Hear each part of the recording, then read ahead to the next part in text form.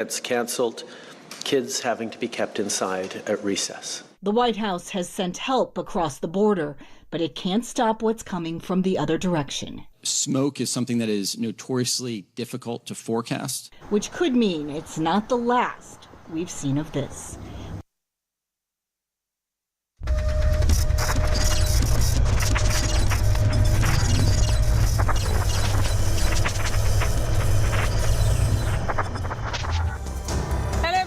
Watching News Epicenter with me, Maria Shakil. In the wake of the Shraddha Walker murder case in the national capital, which shocked the nation, a similar and gruesome murder has emerged from Mumbai. A 56-year-old man has been arrested for allegedly killing his live-in partner and chopping her body into pieces at their rented apartment on Mira Road. The accused, identified as Manoj Sahani, was staying with his 32-year-old partner, Saraswati Vaidya. Decomposing body parts were found in the home. Police say the murder could have occurred 2 or 3 days ago. They have recovered 13 body parts and are trying to find where the rest were dumped. As per the FIR, the accused used to boil the body parts in a cooker in an attempt to hide the smell. But the stench alerted the neighbors, who raised the alarm. Police have also recovered a tree cutter from the apartment, as well as the buckets which were reportedly used to store the body parts. The accused has floated the theory that Saraswati committed suicide and he wanted to dispose of the body, and as he did not want to be blamed. Forensic teams are at the apartment to unearth more evidence, but the question remains. Both Shraddha and Saraswati were murdered and butchered, and their partners, those they loved and trusted, are the prime suspects. What really explains this mindset behind such barbarism?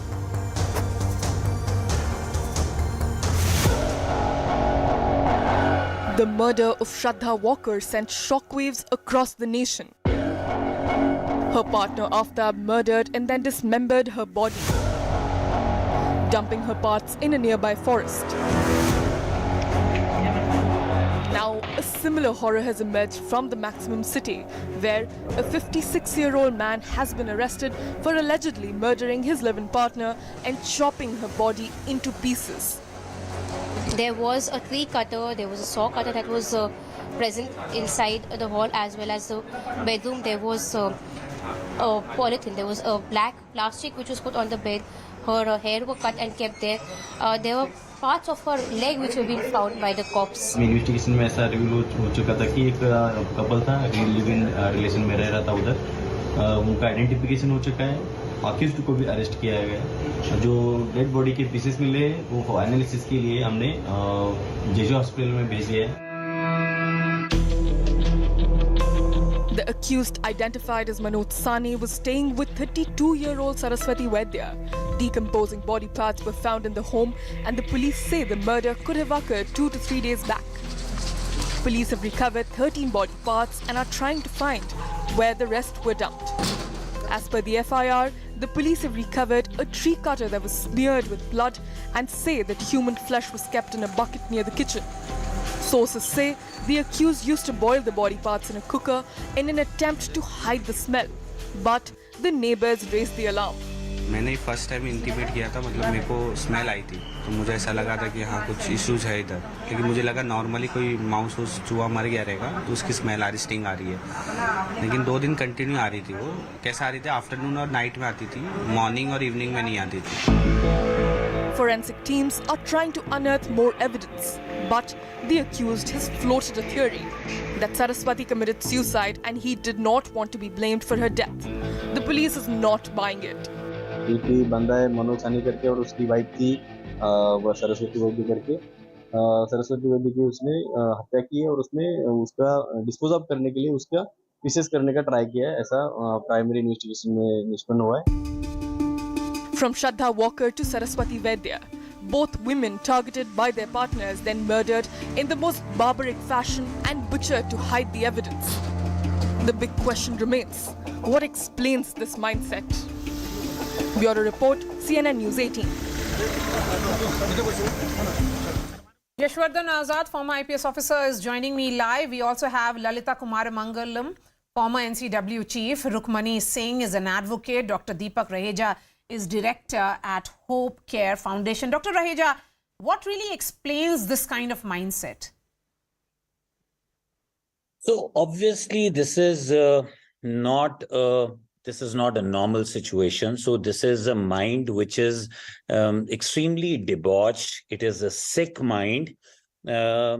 And the manner in which the facts are unfolding, the way it was done, the way it was butchered, the way the body was cut, the way he continued to live with the body for the 3 days, pretty much like what we saw in the Shraddha Walker case, is a mind which is antisocial, which is sick, which possibly has a huge, baggage that he's carried. I mean, to kill somebody in the manner, somebody whom you loved, and reciprocally somebody who trusted you the most. I mean, you were meant to be the partner, the savior, and not only that you kill, but the manner in which you try to dispose of the body is clearly indicative that this is a very... So will you then say, Dr. Raheja, that this criminal mindset would have manifested in the past as well, in some way, that he would have indulged in some other crime, and that's the reason why he did what he did to a woman he claimed to have loved? So see, often such people have a Jekyll and Hyde personality. They end up being charmers, in relationship. They are very easy and good to woo a partner. And when in a relationship, their true side begins to come out. So it would be unfair to say that such a gruesome act can be totally impromptu. It is, I mean, when we dig deeper into it, we'll find a lot of dysfunction, malified past, dysfunctional past, and there would be certainly, if not a major crime that was identified and there were consequences, there would surely be micro episodes which he would have exhibited, which would be visible not just to people around in his growing up, but certainly also in the relationship. But unfortunately, what happens is that when we are in a relationship, the compulsions are best known to the person, but we are either so blinded or our compulsions are so huge and humongous that we almost start to live in a Stockholm kind of a syndrome and let somebody trespass that line to evade our but then, safety. That line that we are looking at is actually... You may not ever realize it. Lalita Kumar Mangalam, is there any way these women can be protected? Do you think the problem arises because both of these, be it Aftab Poonawala or this Manoj Sahani, could take this kind of liberty or could be so brutal only because these relationships, particularly live-in partners, do not have that kind of legal sanctity? And that is the reason why the family doesn't know where this girl is. In case of Shraddha Walker, we know that she had moved from Bombay to Delhi and the family did not know till the time she died. I mean, only they came to know about it 2 weeks later. Months later, in fact. Maria, we still live in an extraordinarily patriarchal and extraordinarily judgmental society. When a man has a live-in relationship, it's not even sneezed at. Yes. But when a woman has a live-in relationship, the whole of society, her family, her friends, everybody taunts her, abuses her, sidelines her, finds faults with her, etc., etc. Any psychopath like this, I don't think this would have been the first instant of sort of violence or disrespect that was shown to her. Women must be taught to walk out at the first instant of either disrespect or violence. We don't teach our girls that. We still judge them for everything. Their clothes, why didn't she get angry? Why was she rude? Maybe it was her fault. It all comes down to that. Girls are still afraid to call out any relationship that has been abusive. They will say, "Thappadi to mara" in Hindi. Or they will say, "Why were you out at that time of the night?" I mean, there are hundreds of things that are said to find fault with women. Women don't have equal access to the law. They don't even know the law. But far more than the law is the societal and familial mindset that is presented to these girls from the time they are born. We are taught to be tolerant. We are taught to be submissive. We are taught to be forgiving. We are not taught that fight for yourself. Very, very, very rarely does this happen. Now, Lalita Kumar slowly. Mangalam, thank you for putting that across so well. Yeah. That, you know, women in general and Indian society has been about let women not fight their battles. Yes. Would you then say, Yashwardhan Azad, that even the response of the cops in such cases, such heinous crimes, is, you know, going by the book, a book which is always somehow always against women? I mean, we have seen how it has happened in the case of Shraddha Walker for weeks. Aftab Poonawalla took the cops around, recreation of crime scene, nothing like that happened. And towards the end, we really do not know what is the way forward because everything is circumstantial evidence. No, I wouldn't say that the cops remain insensitive throughout. I mean, things have changed. And, you know, living together is a middle-class morality sin. I mean, amongst the very poor or amongst the very rich, it really doesn't matter who stays with whom and nobody cares also. Now, you know, even in Shraddha Walker's case, I mean, if I was even the policeman, what could I do? I mean, the father has come, the girl herself has come, she's an adult, and she's coming and saying that, no, everything is all right and everything is fine. So against her statement, how do you lodge an FIR? I mean, there are also, you know, problems. You know, what I feel in these cases is that, see, signals are there. Signals are definitely there for a sick mind like this barbaric thing which he has done. So, you know, which would have been spotted by the neighbors, by people around. I think our society is getting desensitized, absolutely atomic. You know, we don't have, you know, the families, our mothers and grandfathers staying with us. These are all, you know, small people in the flats who don't even know who's staying next door and what they do and things like that. And therefore, in this particular case, the girl, while I agree with Lalita ji on many points, in this case, the girl was extremely more vulnerable because she was an orphan. And being an orphan, obviously, she is not aware of anything around her. A poor orphan, if she's living with a 56-year-old guy, she has no option but to accept anything. Therefore, who's going to spot these signals? I think perceptive minds around neighbors, they can do it. For example, they were not even coming out. Now, from the CCTV and from witnesses that the police is going to, you know, ferret out evidence that, yes, 7 days back, this had happened while going to a shop. Yeah, you know, this had happened. She perhaps confided in somebody. So this is all a post kind of recovery. It's very sad that these things cannot be prevented. Yes. I can't really understand what can be done except, of course, sensitization, agree with the police, of the neighbors around and of the women themselves. Yes, that and that absence or lack of family support, Yashwardhan Azad, that you point out rightly in case of Saraswati, because she was an orphan. And a 32-year-old orphan living with a 56-year-old man who is, you know, who is her killer. So how would it have manifested? Maybe she sought some help. Rukmini, what are the rights of a woman who is in a live-in relationship? You know, this whole incident sends shivers down my spine. You know, a psychopath killer is such a gruesome murder that a woman, two consenting adults staying in a live-in relationship, and woman is not being able to reach out to anyone because of how a big this whole live-in relationship is a taboo in our society.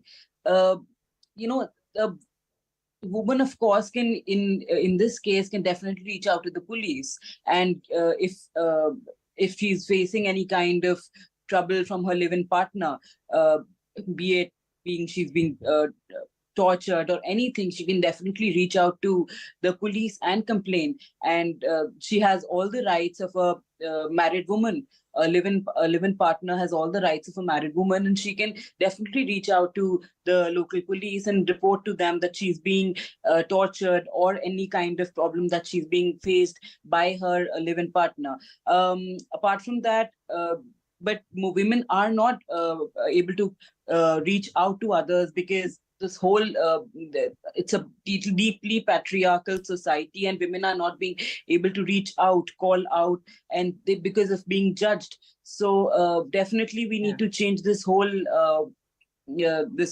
perception about live-in relationship and women being living in live-in relationships. So I think women we need to sensitize people more about this whole live-in relationship perception, and help like the neighbors got to know about the mud, got to know when the stench came out from the flat. Nobody before that 24 to 48 hours the woman didn't walk out of the flat. Nobody said that, okay, why hasn't the woman that is walked something out, unusual, or what has happened inside? Yes, because we tend to live in very nuclear setups now, and we really do not care about our neighbors. That lack or absence of support systems that used to be there, that is no longer, doesn't exist anymore.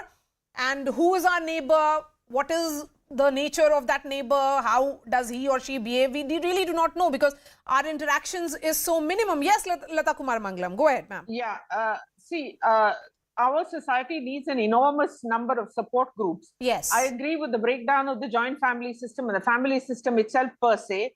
Two things here could help. Actually, three things. Okay. Teach every child self-respect. Yes. Teach them to be absolutely economically independent.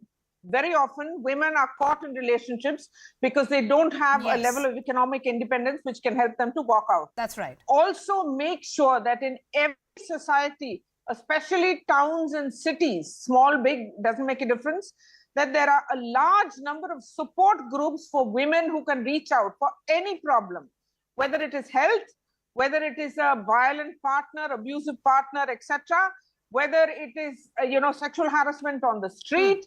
And the police must be told to give importance to women who complain. The problem is today we have a system and all VIP problems are dealt with overnight, fatafat, as we say in Hindi. But the problems of the ordinary man do not seem to get that importance at all. Okay. Women must be taught to reach out. Stop feeling ashamed for every small thing that, people throw at you. What color lipstick you're wearing, what color dress you're wearing, short, long, whatever, it doesn't make a difference. Put yourself first. We are not taught that. Yes, I agree with you on that. Dr. Neja, do you think a man such as this one, Manoj Sahani and Aftab Poonawala, they would have displayed this sign of sheer barbarism at some stage in the relationship? Anger issues and others? I definitely think that, unfortunately, we can't go back and dig to find out what was really transpiring between them. But there will surely be enough evidence, enough signs of extremely aberrant behavior. And like Ms. Kumara Mangalam was also saying, we have to also program and prime the daughters, the women to be able to walk out, because unfortunately the muscular power, unfortunately, as nature bestows, lies with the man. So they can be more gruesome and barbaric and angry and violent, and so it's extremely, and of course this is not really gender specific, but largely I'm trying to generalize. So it is very important that in any relationship, if there is violence, it is important to identify that line, because when we started the discussion, that line is not so gray, unfortunately, but we choose to blind ourselves to being perceptive, to understanding, because we are worried about the shame and the judgments and what the society will say, what our families will say. That empowerment in any relationship to a partner, especially to a woman, is very important, that she should be able to decide. I mean, if a Shraddha or if this lady had the confidence and had the support system, and it's extremely important to create that support system. Unfortunately, even if you're alone, like we are told she was an orphan, but still it is important to create a support system. I'm sure it's about I agree. You know, that support system that we talk about. She was a 32-year-old woman. She would have, you know, met several people in those 32 years. Some of those could have been relationships she would have wanted to carry forward. So Yashwardhan Azad, you know, it's also a reflection of a very, very broken society. Let's not forget this. I mean, the sheer brutality of these killings, one after the other, one state after the other, that we are coming to know about it, only talks about how broken we are as a society. Yes. I totally agree. And that's why in response, we have to make some changes. Now, I was just thinking that the police has to, you know, take up this challenge. Yes. What's happening is that today there are more and more, the population-wise, every police station has incredibly, you know, increased in terms of the population size. And therefore, what is happening, new age crimes are taken over, you know, snatching and hacking and you know, all those internet crimes. And they are law and order, they are taking away a lot of the time. In such a situation, you know, two things are very, very important. I think one is community policing. You know, earlier on, we used to have the patrol constable who used to, you know, have relations with the resident welfare societies. Some of them are very active and some of them are doing very good work. They are informing the police. In Brooklyn, only very recently, it is the black community over there and other citizens who are managing even the law and order, especially in the evening from 7 to 9, to take care of the deviant behavior of the men. So these are kinds of things which must be initiated now. And I would therefore say, one is the active role of the neighbors. Second is the resident welfare associations. Third, on the part of police community policing. And fourth, you know, having more and more numbers of women policemen, not all women police stations, but more and more women in police stations, so that women feel like going to the police station and confiding in them. Yes. I have just enough time for Rukmini. Rukmini, go ahead. I think the judiciary should be more swift. You know, 10, 12 years for a case to come up in court is absolutely shameful. Impunity is very high. The judiciary should take up these cases. This case comes under the rarest of rarest, and it's a murder. It's a complete murder crime. So definitely, this should be treated in a very swift manner, and punishment should be awarded. So that's how it'll send a message to the society, and the judiciary should act fast in this case. Can these cases be fast-tracked, Lalita Kumar Mangalam? Of course, they should be, but are they really fast-tracked? We know in case of what has happened in Shraddha Walker murder case. It was covered on TV for weeks and weeks. The police kept on leaking some details, one after the other, but nothing really moved. You know, there are a couple of words called due process. Due process slows down everything. Remember that it took 10 years for Nirbhaya to get justice. And this is with a mother who put everything aside to see that her daughter got justice. It took 10 years after the Justice Verma Commission, after the laws were changed. The judicial system in this country needs a huge overhaul. Not just for women who are in trouble, but for any ordinary citizen who is in trouble. All right. Thank you so much. I mean, that's a different topic altogether. Lalita ma'am, thank you so much. You'll be continuing with me for the second debate. Dr. Deepak Raheja, Yashwardhan Azad and Rukmini Singh, thank you so much.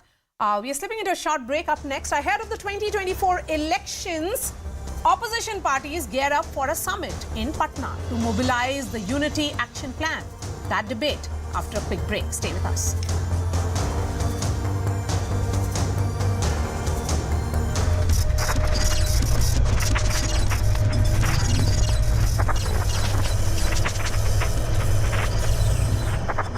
जो main demand है पहलवानों की वो ये है कि बृजभूषण शरण की गिरफ्तारी हो जाए। उनका मानना ये है कि अभी 6 या 7 महिला पहलवान सामने आ चुके हैं। उन्होंने कंप्लेंट रजिस्टर कर दी है। उनके खिलाफ जो शोषण हुआ था उसके बारे में डिटेल्ड पुलिस के साथ उन्होंने कंप्लेंट और एफआईआर दर्ज की है। इसके बावजूद अगर बृजभूषण शरण की गिरफ्तारी नहीं हो रही है तो फिर कोई बड़ा आदमी उसको प्रोटेक्ट कर रहा है। क्या राजनीतिक कारण की वजह से उसको प्रोटेक्ट किया जा रहा है? देखो ये तो पुलिस एफआईआर दर्ज हो चुकी है, 1 महीना हो चुका है उसको, पुलिस अपनी इन्वेस्टिगेशन कर रही है। कहीं कुछ पीछे बताया था कि कोई भाई नाबालिग लड़की भी है, और ये भी सुनने में आया कि उसने अपना जो है वो केस वापस ले लिया है। तो ये तो पूरे अब अंदर की बातें हैं, क्या सच है क्या झूठ है वो तो नहीं बता सकते, पर पुलिस अपनी जांच कर रही है। और जहां तक तो मेरे को लगता है कि अगर पुलिस जो कुछ काम कर रही है, जो क्योंकि कानून के दायरे से बाहर कोई नहीं आता, और खासकर कोई पुलिस में होता है तो वो अपने कानून के दायरे में जरूर रहता है। कोई गिरफ्तार करने की बात होगी तो गिरफ्तार भी करेगी, पर यही है कि किसी ने कुछ गलत किया है तो वो जांच होनी चाहिए और सजा मिलनी चाहिए, दोषी को भी जांच होनी चाहिए कि जो भी प्रकरण हुआ है, जो भी ये भी इतना बड़ा ये पूरे देश में और पूरी दुनिया में एक खराब माहौल बना खिलाड़ियों कुश्ती को लेके, तो ये बड़ा दुखदायी है। Okay, Yogeshwar Dutt, बहुत बहुत धन्यवाद हमारे साथ जुड़ने के लिए. We'll see how this story plays out till the 15th. I'm now opening this up to our panelists. Pratik Shom is spokesperson of the JJP, which is an ally of the BJP in Haryana. Monika Mehrotra is spokesperson of the Congress Party. A.B. Subbiah is former Indian hockey player and Arjuna awardee. Ranjit Bajaj, ex-chairman of the Committee of Administrators of Indian Football, and Ashwini Nachappa, former athlete, is also joining us. Pratik Shom, as an ally, more than in fact an ally of the BJP, the fact is that there is pressure on your party as well, because these wrestlers, they hail from Haryana, they're the pride of Haryana, the pride of India. The fact that it's been a month and a half since these protests started, we've had a second 6-hour-long meeting between the sports minister and the protesting wrestlers. Why should they believe, and why should the people who are watching this saga unfold believe that by the 15th there will be some resolution? After all, it hasn't resolved in the last month and a half. Yes. So, Zaka, there are 3 aspects to this whole controversy. One is the allegation part, which has already culminated into 2 FIRs. Another aspect is the investigation, in which if Delhi police will find any evidence, they will certainly file a charge sheet. Third aspect is the prosecution part, which will happen in the fast track court as mandated under our constitution, and court will pronounce him guilty or may convict him basis on the trial and the charge sheet filed by the Delhi police along with evidences. See, now replying to your question, it is good that the belief in central government has been restored by that. What happened in Supreme Court? It was central government through Solicitor General who submitted that they are willing and ready to do this FIR, and before Honorable Supreme Court could pass any directions, it was already submitted by Solicitor General that on same day both the FIR will be. Our stand since the beginning is that anything which has to happen, which should happen in a legal framework, in a constitutional framework. Whatever the let me ask controversy Monika is, Mehrotra, it the cannot fact go that this beyond has our been going on constitutional for a framework. month and a half, there are 2 sets of FIRs that have been filed. The wrestlers have given their statements to the Delhi police, and also they've gone and recorded statements from Brijbhushan Sharan and people close to him. The police's contention by way of sources is, if there was any material that warranted arrest, and particularly because one of the accusers happens to be a minor, then he would have been arrested by now. The fact that he's not been arrested is indicative that there isn't material enough to show that Brijbhushan Sharan's arrest is warranted. That is what Delhi police sources are claiming. You think so? Are we all that blind? Let's not get into technicalities, but let me tell you, Zaka, it has been absolutely sinful. It's been sinful and arrogant, or I would say a meek behavior of the tongue-tied sports minister towards the dignity and pride of these wrestlers. I mean, look at the way they've got the laurels of this country. If they are saying something, why is the government so deaf? Why didn't they hear them? It took them so long. They did the protest earlier on a promise that, okay, things will be sorted out and we'll look into it. Nothing happened. Mere lip service. And then they resumed their protest for good 35-40 days, and look how they were treated. They were dragged. They were assaulted by the police personals. Look at the way the stuff was thrown around. Is this the way you treat the honor and dignity of our country? No, That's but ma'am, what the BJP is saying, again by way of sources, is that, if there is material to show, even an iota of material to show that this man Brijbhushan Sharan did all the things that he is accused of, then arrest would have been automatic, because under POCSO you have to get arrested. That is the law, Yes. and there are So Supreme that Court is what- judgments that back that as well. That is what is worrying us. Imagine if a minor has done the complaint. It took the Supreme Court to intervene to get the FIR law, Zaka ji. Yeah. Just imagine if, and they talk about those a law which is amended after Nirbhaya, the fast track code, the in-camera recording, and all those funds and stuff like that. And this is what happened. The new law, PASCO, was enacted. Look what you're doing with it. You can't play around with it. I also want to inform our viewers, ground, and we BJP covered this a moment ago, a couple of hours ago. Our sister channel News 18 Haryana has spoken to the parent of this minor victim in this case, and he has said to News 18 that the initial charges were not.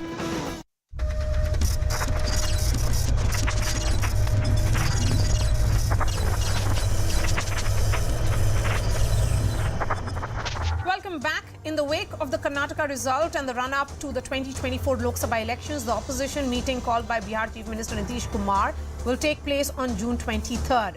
Bihar's Deputy Chief Minister Tejasvi Yadav has said all opposition parties have given their consent to attend the meeting and chalk out a strategy for the 2024 fight.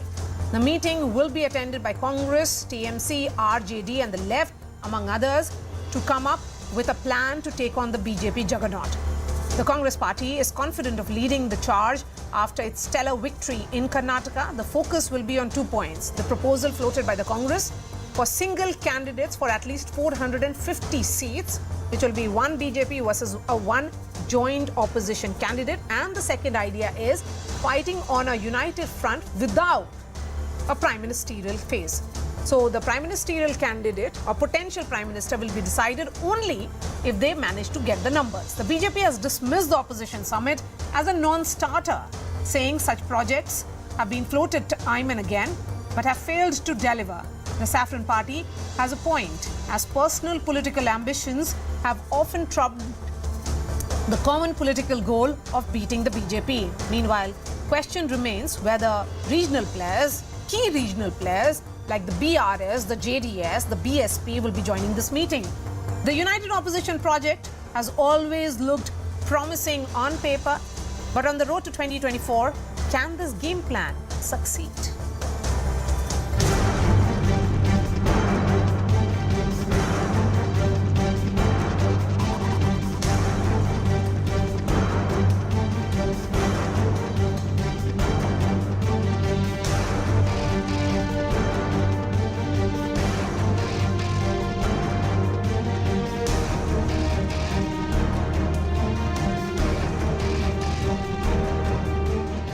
डरे हुए हैं 24 को लेकर के, उसलिए अभी समझ में नहीं आ रहा है क्या करें. They stand against BJP, they fight against BJP, they oppose the policies and programs of BJP. We want a very strong opposition to defeat BJP, and BJP has to be defeated to protect democracy in this country. Unity definitely will play an important role in coming election because everybody is suffering under the hands of the fascists. सभी देश के प्रमुख नेता वहाँ बैठक में जाएंगे और 2024 के चुनाव की हम करेंगे.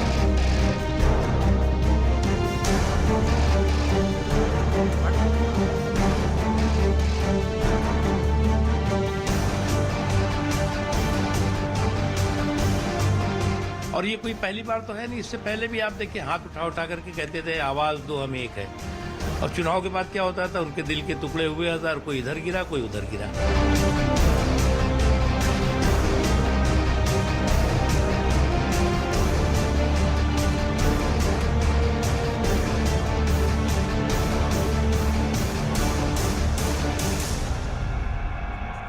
Neeti Jain, spokesperson of the BJP, joining me. Mohan Kumar Mangalam is the spokesperson of the Congress. We have Syed Faisal Ali, who's National General Secretary of the RJD. Khaliqur Rahman, leader of the BRS. Riju Datta representing the TMC. Khaliqur Rahman, KCR travelled to Patna only recently and did a joint PC with Nitish Kumar, pitching for opposition unity. And what really changed? In fact, good evening to all my co-panelists, good evening to you, and good evening to all the viewers, in fact. Let me tell you that because our Honorable CM KCRG, in fact, tried and communicated with all the leaders, all the parties, and, tried his level best to bring all the like-minded parties on a common Then what has platform. changed? What has changed is my question. Let me complete. Yeah. But unfortunately, because after all that deliberations, we felt that all this, the parties have failed actually.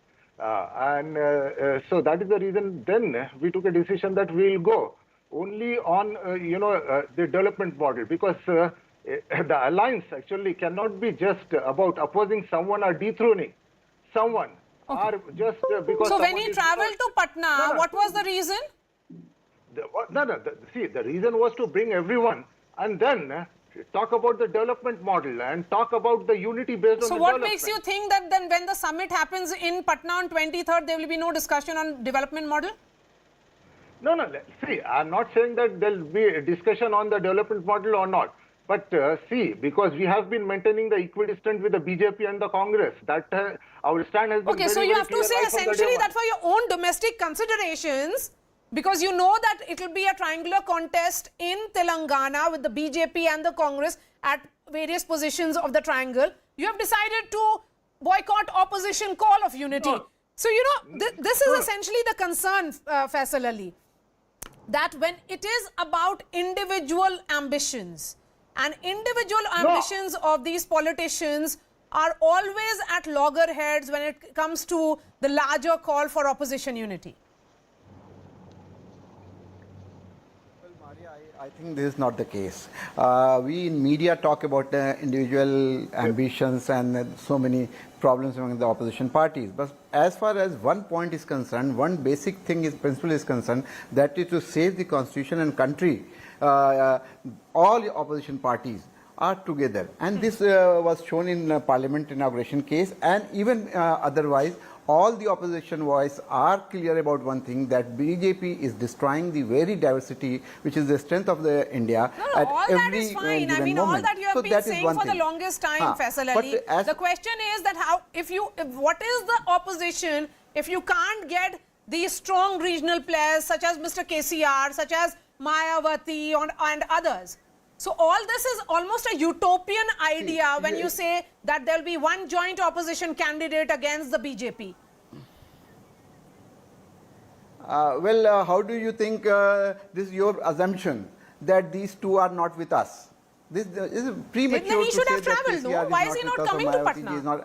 It is supposed to be an important display of unity. Even you never know. See, politics is the game of possibilities. So there is every possibility that by the end of the year or when the election is Mr. Mohan Kumar Mangalam, here is Khaliqur Rahman of the BRS telling us that they want to be equidistant from the BJP and the Congress. So they have essentially placed you in the same place as their political opponent, that is the BJP. So I'm trying to understand what really is this opposition, or is this some kind of a mirage that is being created? Sorry, Maria, was that question? Yes, Mr. Mohan, please go ahead. Yes, Maria, there are about at least, I think, 10 or 11 parties at the bare minimum that are going to be there, which represent, if you take last parliament's vote share, close to about 38% or 39%. So if 3 are not joining, that represent maybe 4%, and even in seats less than 10% of the total seats in parliament, I wouldn't take that as a failure of opposition unity. I just take that as 3 parties who are, some of them have been very friendly with the BJP in the past, some are still very friendly, like YSR Rajshekhar Reddy's Congress. They don't want to be part of the formation that we're, trying to get together right now. And I was hearing some of the earlier comments you were making, and I agree with you. We've had our differences in the past, but as Mr. Ali said very eloquently, we have decided to come together for the common cause of trying to save democracy, which is under attack. No, but then the BRS doesn't feel that the democracy is under attack because they're not joining it.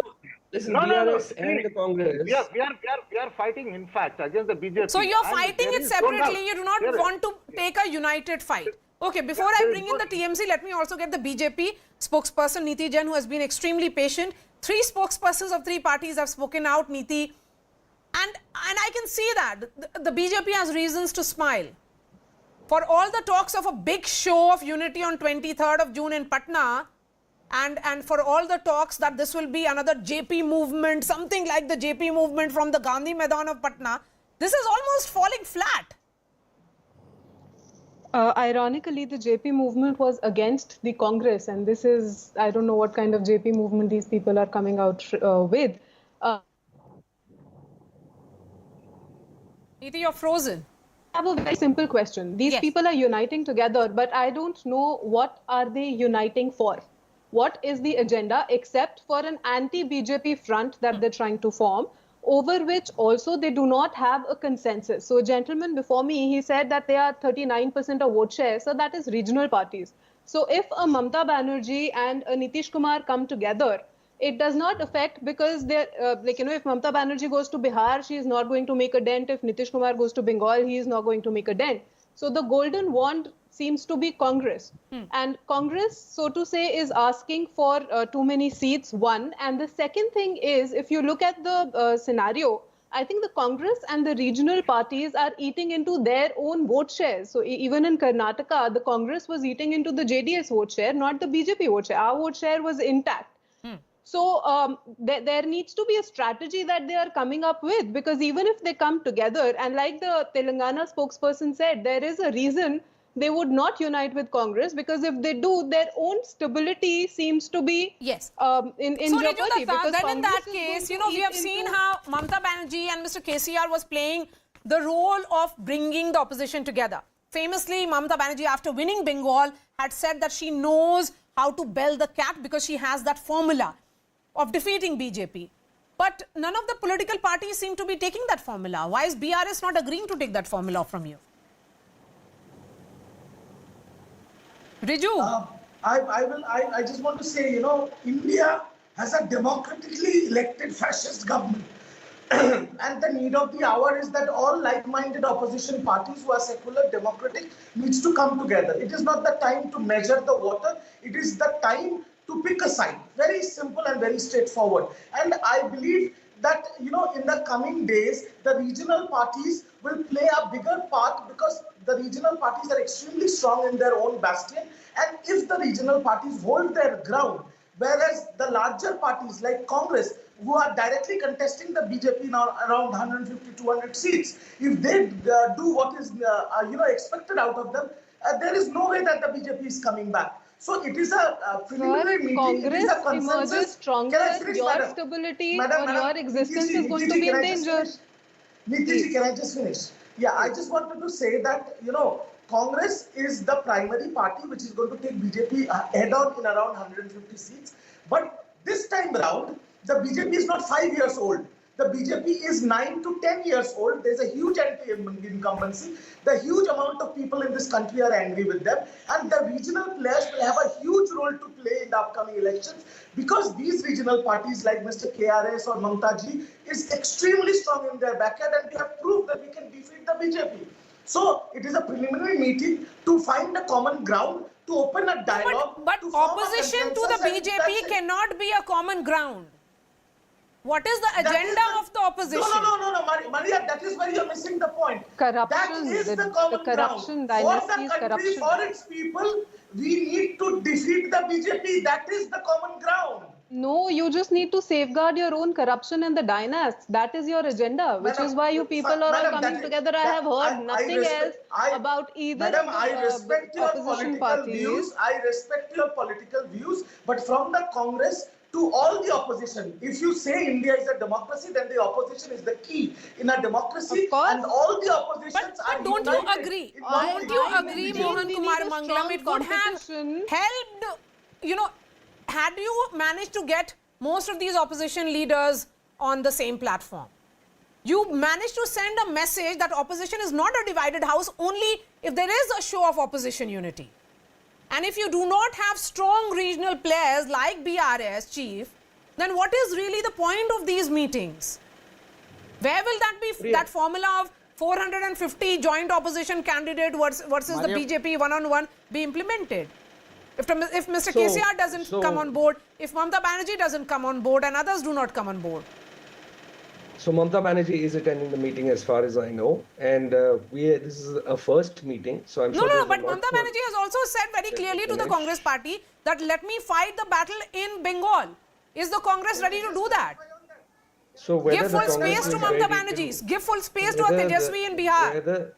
Yes, whether the Congress is ready to do that or not will be discussed in such meetings, which is why they're happening so far ahead of time. Let me just add to what my fellow TMC spokesperson said. It's not to oppose BJP alone. We have no problem with Mr. Modi on an individual basis, but we have a problem with what this particular government has done to democracy through control of the media, monopolization of campaign finance, harassment of opponents using intelligence agencies or investigative agencies. I mean, India today seems to be on a path of becoming an illiberal pseudo-democracy like Turkey or Russia. That is what we are opposed to. Okay, so we're here to joining together. No, but to what is protect the agenda? And the democracy that our forefathers fought for, Yes. not theirs. Mr. Mohan, what So is that the is the agenda? agenda. Agenda cannot be just opposition. People of India want to know that if politicians who come from completely different backgrounds, representing completely different states of India, if they are coming on one platform, where is the positive agenda? What is it, are you that you're promising to the people of the country? Not just saying that BJP ne ye galat kiya, ye mat dekho. Okay, they'll not look at the BJP. What are you offering? Hold on. The UPA had a common minimum program, and I'm sure this. Okay, so there'll be a common minimum program. Faisal will have a common minimum agenda. Syed Faisal, please come in. So there'll be a common minimum program, some kind of resolution that will be passed to showcase that this is the path that the opposition has chosen, and this is the first step. Correct me? Syed Faisal. Yeah. See, when we talk about opposition unity, we talk about its diversity. Diversity is the strength of our country. Why you think that we can't come on a common minimum program? Program has been decided, and one more thing I would like to add, that you people talk about invincibility of the Bharatiya Janata Party or Mr. Modi. That myth has been exploded in Bihar twice. Once in 2020, we defeated and emerged as the single largest party. And then Nitish Kumar ran away from you of BJP and formed and ran the government with the BJP. No. And then again, and my question is, can the RJD really trust Nitish Kumar? The opposition. He is known to be a man who has done multiple U-turns. And maybe that is the reason that Khalikur Rahman's party president is not coming, because he knows that Nitish Kumar cannot be trusted. Is that correct? Talk about other leaders who have joined BJP. You people mentioned Mr. Nitish Kumar's name, that he has joined RJD. But why not Mr. Sindhia? Why not Mr. Jitin Prasad? Why not whole lot of people who have joined Nitish Kumar is leading the opposition. If someone who has worked and done business with the BJP, ran government with the BJP for so many years, is leading the opposition, then how can Mr. KCR trust Nitish Kumar? Go ahead. Go ahead. Let me remind you, Maria, there are many people in BJP who have done business with terrorists. Can there be a guarantee that on 23rd, can there be a guarantee that on 23rd, when Nitish Kumar actually becomes a part and in fact has decided to host the opposition leaders in Patna, 24th he will not join the BJP? Can there be a guarantee? Niti? Is Nitish Kumar joining you back?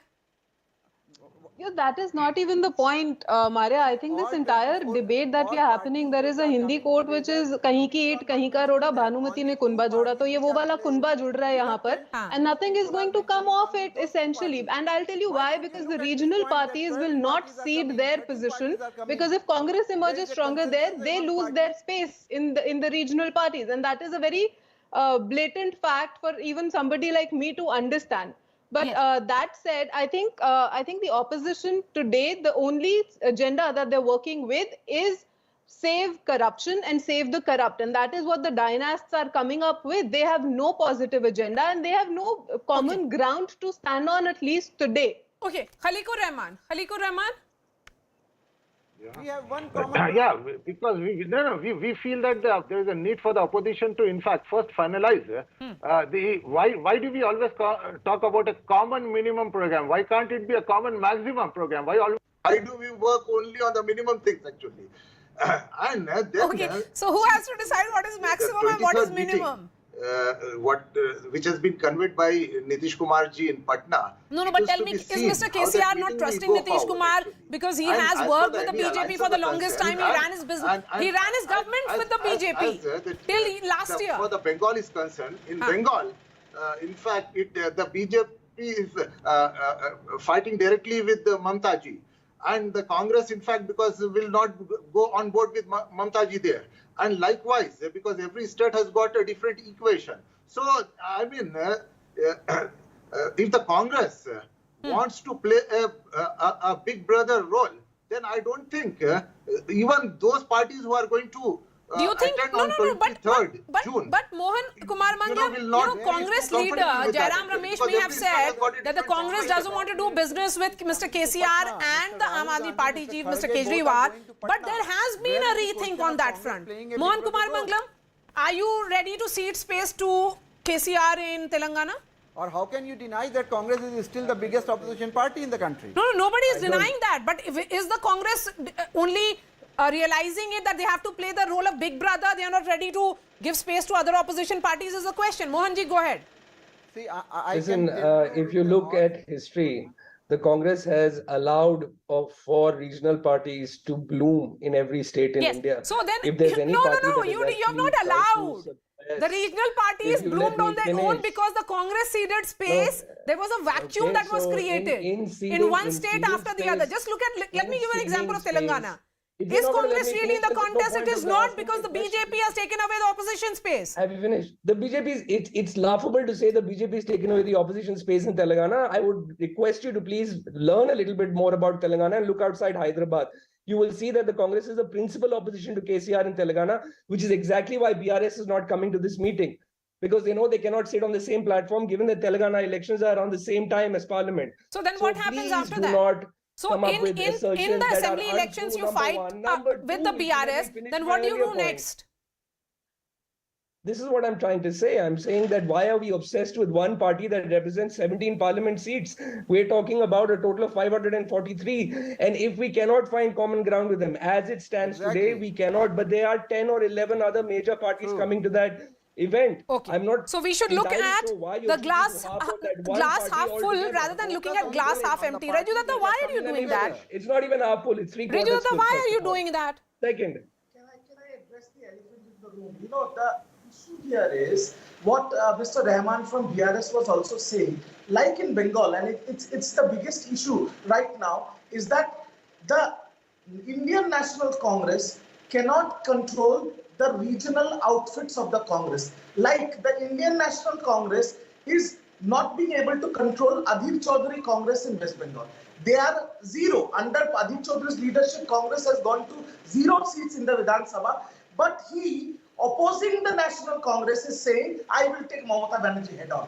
So these things, and they are in an unholy nexus with the CPIM on the other hand in Bengal, where they are contesting the CPIM head on in Kerala. So these are issues which I believe that Mr. Gandhi, Mr. Kharge will resolve in due course of time. Because if these regional players of the Congress try to play, a trick to save their own seat in the local arena, then it might disrupt the Congress's trust overall in the upcoming national elections. I think that is what the Congress needs to sort out. Otherwise, all the opposition parties with the Congress are together in one goal. That is, we have to save India from BJP. That's it. And that's all. On. So first, I take exception to this characterization of regional Congress players versus national Congress players. We're all one party. And second, I would say that if the TMC spokesperson is going to start talking about trust, then maybe he needs to look inward and ask and answer why that he picked up the one MLA that the Congress had in Calcutta and made that person join the TMC. So there are issues between the TMC and the Congress. There are issues between all parties. The fact is we've chosen to come together on one platform to sit and talk and figure out how we get through these issues in the interest of the larger cause that we're all fighting for. So I am clearly not going to respond more to what the TMC spokesperson is saying, because I think time for your final word, because of course this was an opposition unity, and that is the reason why you may have got very little time to speak. Sorry, are you talking to me? Neeti.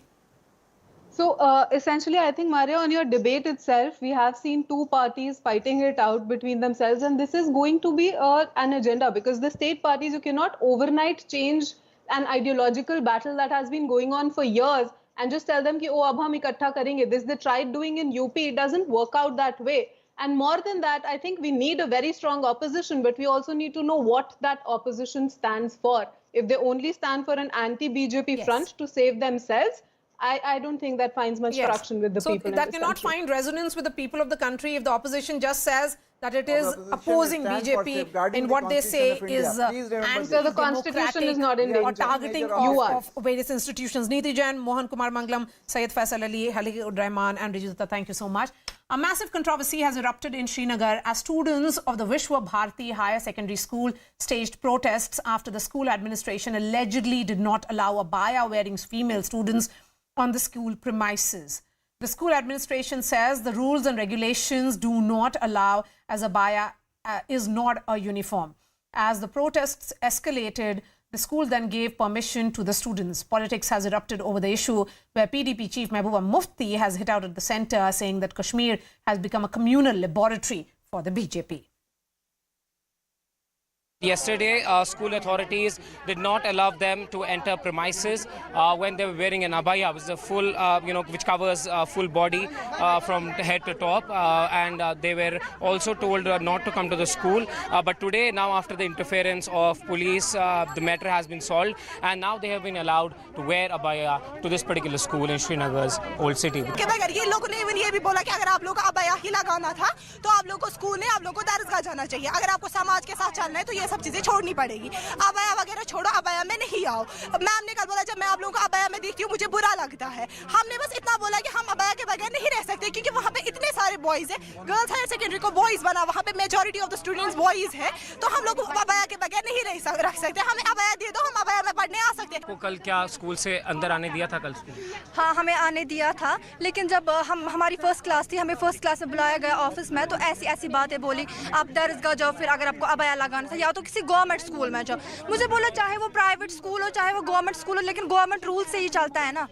Government के rules होते हैं, हमें क्यों नहीं abaya लगाने देंगे? आप government school देखिए, वहाँ पे अबाया नहीं लगाते हैं. तो फिलहाल क्या टीचर्स की तरफ से आपको कोई एश्योरेंस मिला या प्रिंसिपल की तरफ से? हाँ, आज हम लोग जब सुबह स्कूल आए थे तो हमने पेरेंट्स गए थे अंदर बात करने के, तो उन्होंने तब भी बोला था कि हम लोग अबाया अलाउड नहीं करेंगे. लेकिन उसके बाद मीडिया आई, फिर मसला हाई हुआ, प्रिंसिपल मैम से बात की गई और अभी हमें मैम ने अंदर बुलाया और उन्होंने हमें बोला कि अबाया का बेसिकली एक कलर देंगे, एक पैटर्न देंगे और वो सब लोग फॉलो करेंगे और अबाया को अब इंक्लूड कर देंगे.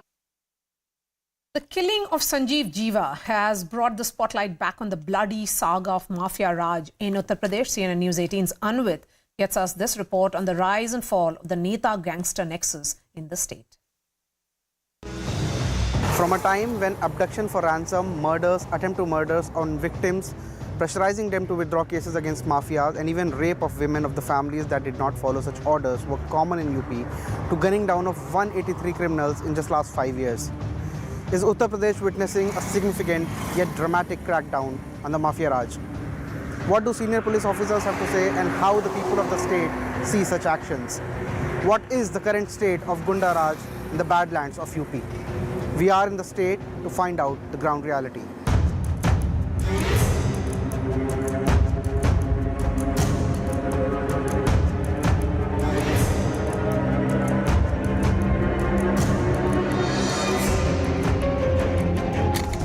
This is the spot where Atiq Ahmed was killed. Just meters away is a motorcycle repair shop run by a 50-year-old man who claims his daughter was raped by Atiq's men. The man, who was then thrashed beyond imagination to withdraw the case against Atiq's men, now believes he can expect justice for his daughter. बीबी के मारे हमको pipe से, rifle से, कुंदा से और rifle के वो बेट से मार दिए थे. फिर उसके बाद हमारी अंगुली तोड़ दिए, सब तोड़ के इसके बाद कहीं तुमको हम जान से मार देंगे. In Uttar Pradesh, it doesn't take much to find a person who can narrate his or her face-off with the mafia. Rani, who lives in Prayagraj, has an equally frightening story to tell. कहें जो है तो जैसे तुम्हारे पति नहीं आए उसी तरीके तुम नहीं दिखाओगी. अपने लड़का बच्चा का नहीं भला चाहती हो अपने बच्चों के और अपने, तो चुपचाप बढ़ जाओ. जमीन हमारी है. In the most dramatic way that one could imagine, Atiq and Ashraf are now gone. But the police officers who have first-hand experience of dealing with Atiq and his men say that terror, domination and political clout that this gang once held was indomitable. 1990 में एक थाने में एक दरोगा को पीट दिया. उस पे पुलिस इकट्ठा हुई, एसपी सिटी गए, वहाँ घेरे रहे, सारे स्थानीय विधायक इकट्ठे हो गए अतीक के फेवर में और फिर लखनऊ से संदेशा आया कि पुलिस को पीछे हटना पड़ा। वो जो है अतीक के माफिया के इतिहास में वो टर्निंग पॉइंट रहा। Despite testimonies highlighting the mafia's reign of terror, legal representatives of these criminals have a different opinion to offer. Atiq Ahmad जो अशरफ जी के ऊपर जितने भी केसेस लगे थे, सब अधिकतर केसेस पॉलिटिक्स वाले केसेस लगे हुए थे। राजनीतिक जो है विद्वेष के कारण जो मुकदमे लगे तो वो मुकदमे चल रहे थे। न्यायालय के सामने रखते हैं कि साहब इससे तो कुछ होगा ही नहीं, और अभियोजन पक्ष पता ये चलता है कि अपने बचाव के लिए उनके खिलाफ कोई प्रतिकूल टिप्पणी न हो सके, इसके लिए कहते हैं गवाह समर्थन नहीं कर सके, उसके डर भय।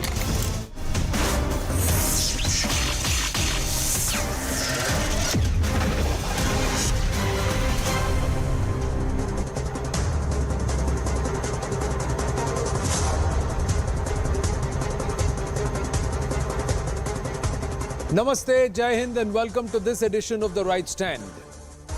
Will our country, the might of the fourth largest economy in the world, the might of a nation that now finds itself as an equal and is angling for not just an entire reformation of the United Nations but also a recalibration of the UN Security Council, will this nation tell secessionist elements and nations that continue to encourage secessionist elements that enough is enough?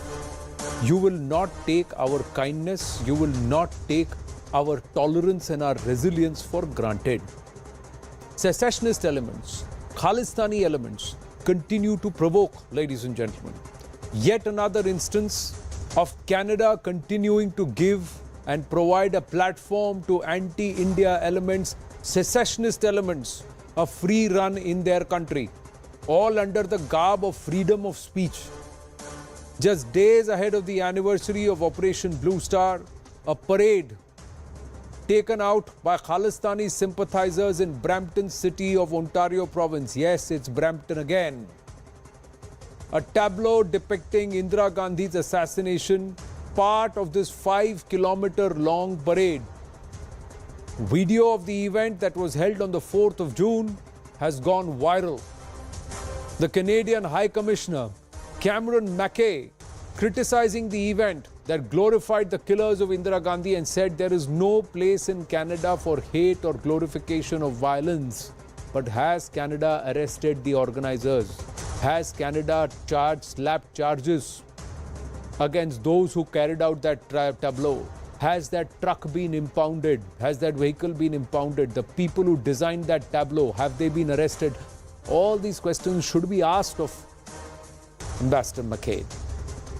Congress terming the depiction of the former Prime Minister's assassination despicable and urging External Affairs Minister Subramaniam Jaishankar to take it up strongly with the Canadian authorities. The Congress calling upon nations to condemn the event. External Affairs Minister Dr. Subramaniam Jaishankar also condemning Canada's evident tolerance of pro-Khalistani, pro-secessionist elements and saying it is not good for the country and its relationship with India. Dr. Jaishankar going on to say that Canada is giving space to extremists forcing for vote bank politics. But is this condemnation enough? Shouldn't India take a tougher stand to ensure that Canada toes the line? Canada respects India's sovereignty and the sentiments of crores of Sikhs who do not endorse what these secessionist elements are practicing or doing on the streets of Brampton in Canada. We are at a loss to understand, other than the requirements of vote bank politics, why anybody would do this. One incident, however egregious it may be.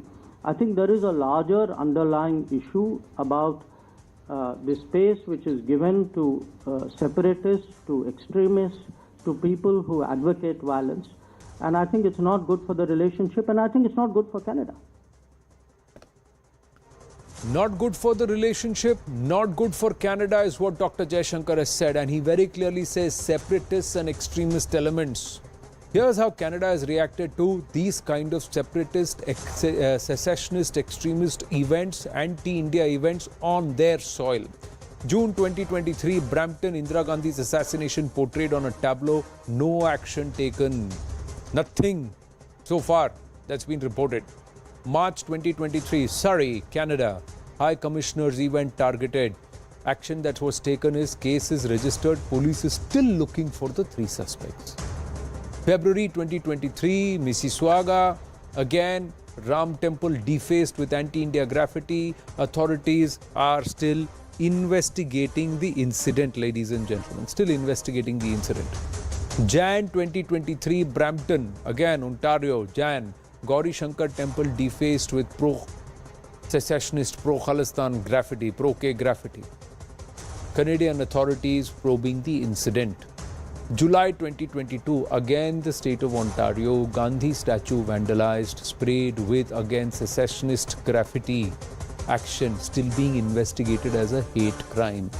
March 2022, Surrey in Canada, again K sympathizers hurling abuses at journalists. Cops mute the spectators and ask the journalists to go, leave the premise. So this is what has happened. Is this not a soft approach?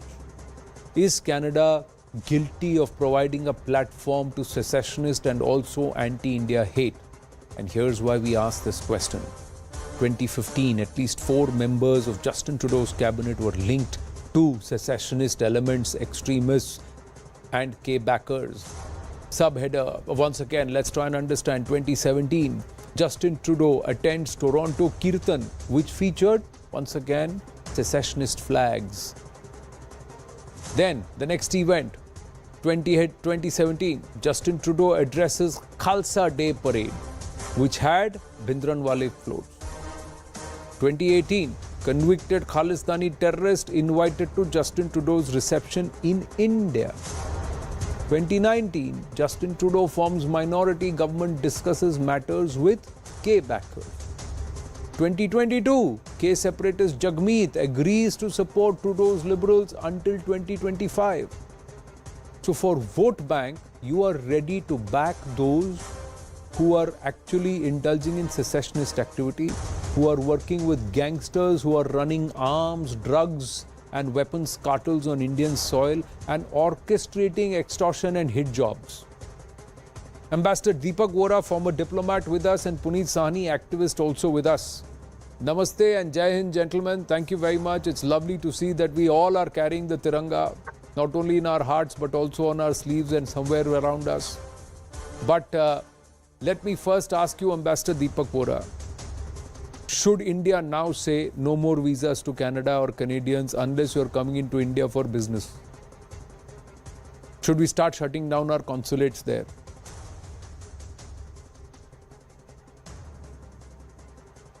Can you hear me? Yes, sir. Are you able to hear me? Yes, I can, sir. Yes, I can. Go ahead, please. Okay. Well, thank you very much, sir. Always a pleasure to be with you on your channel. I mean, you guys are absolutely amazing, and thank you for taking up this issue. You are one of the best. I say that with total sincerity, and you in particular.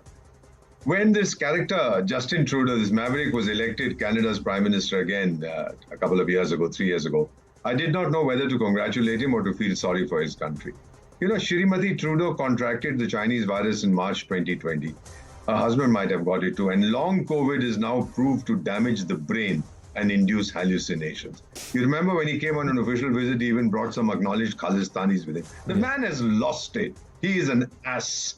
There is a biblical saying, for they have sown the wind and they should reap the whirlwind. Why does Canada tolerate immigrants who spout venom against their home countries? The Arab nations don't do it. The Africans don't do it. We don't know it. We tell them, keep your domestic politics alive aside when you come to us, but not Canada. Perhaps white Canadians feel superior to those savages from the third and fourth and fifth worlds. Is Canada a masochist that seems to enjoy scoring self-goals? This insensitive, disgusting display of the assassination of a former Indian Prime Minister, it's doing no one any good, sir. A few marginalized Sikhs in Canada desperately seek relevance. Very bad taste. Canada, of course, say freedom of expression does not mean freedom to abuse. Has this fellow Trudeau said a word against the culprits? In the past, he, as you've rightly pointed out, he has refused to denounce extremists within Canada's Sikh community who glorified the assassination. And he has pledged to continue attending events that celebrate extremists. I advise you, Trudeau Singh Saab, since you're so fond of this community. Adi Granth padhiye aur dekhiye usme kya likha hai. However saintly garb a man may wear, he cannot conceal his inward impurity. I'm a 50% Sikh. I read the Adi Granth. I know. Tolerance should not become encouragement. You are a funny nation. Large country, small population, huge ambition. You sit at the G7 high table, you talk big stuff, even though you should not be there. No one takes you seriously. I understand that you are hurting. I understand that you want to play a major role, but you don't care. You have probably been the most outspoken in your criticism of the Russian president for what he's doing there. Who cares about you? Get real, man. And what you've done now is unforgivable. Dr. S. Jaishankar has made it clear that it'll hurt you because terror comes back to bite the hand first that feeds it. The next step, sir, as you have mentioned, I would go even further if I were running foreign policy. Kick them in the stomach, kick them where it hurts. Downgrade your trade relations, get tough on visas, and then 250,000 or 200,000 Indian students who go there every year, pay a lot of money to keep Canadian universities afloat. Stop that to the extent possible within the confines, within the limits of our democratic ether. Hurt them in business, hurt them in money. You'll see them come to us on their knees begging forgiveness. I've seen this with other countries. True. Ambassador Deepak Ohra, coming back to you, very well put and I think always candid and straightforward as you are. Puneet Sahani is also with us. He's somebody who had another suggestion. The last time around, he had said that make India no-fly area for anybody holding a Canadian passport. So that means they cannot fly over Indian airspace at all on any commercial aircraft. Phenomenal suggestion there. Ab to lagta hai, Puneet Sahani, they must do it. They have to take some hard steps in the sense we as a country. Jai Ma Bharati, Anand Bhai. So I'll just like make a point, the sir also speak very well. I'll just give you a perspective. It's not they put a tableau. What these monsters have done, they have paraded through streets 6 kilometers for 6 hours. No, Sikhs are what, 2%, 2.5% of Canada. No, Canada, all over the world, people are living, and what they must be thinking, what kind of people are these people who are wearing turban? That for 6 hours, from noon to 6 p.m., through the streets, they have paraded a woman with her hands up, and these people are, pumping bullets into her, and they are celebrating her.